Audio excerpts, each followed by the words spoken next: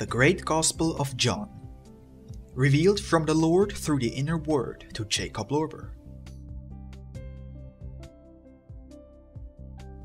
Volume 6, Chapter 187. Jesus teaches about wine and obsession, the right measure.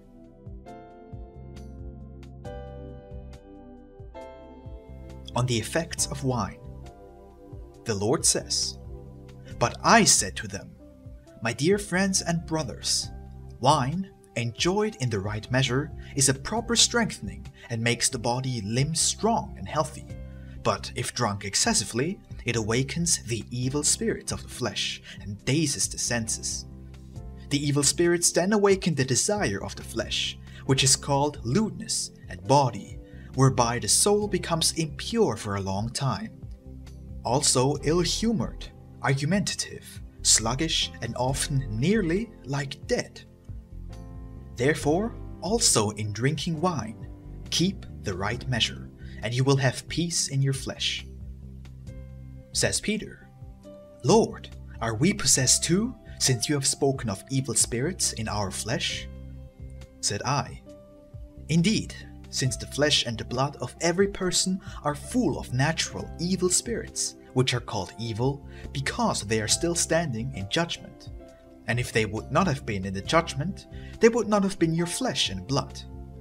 When, however, your body will be taken away from you, it soon afterwards will be dissolved, and its spirits will then be guided towards a more freer destination. However, not only in your flesh, but also in all elements are such spirits, which for a long time to come cannot be called good. Only for him who already became clean through me.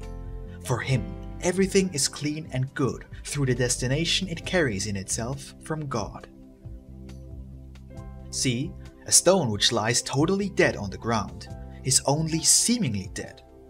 Just offended by immense hitting and rubbing, and by flying sparks, it will tell you that it consists of purely judged spirits. And if you place it in a hot fire, it will become soft and start to flow. And if not so, how otherwise would people produce their expensive glass? Thus, the evil and unfermented nature spirits exist everywhere, like there exist bodies, water and air, and the earthly fire is nothing else than a redemption of the already riper spirits, which thereupon are already guided again towards a higher destination. Nevertheless, there exists a great difference between those evil spirits, who often possess people, and the unfermented nature spirits, of which the whole earth, in all its parts and elements, consists of.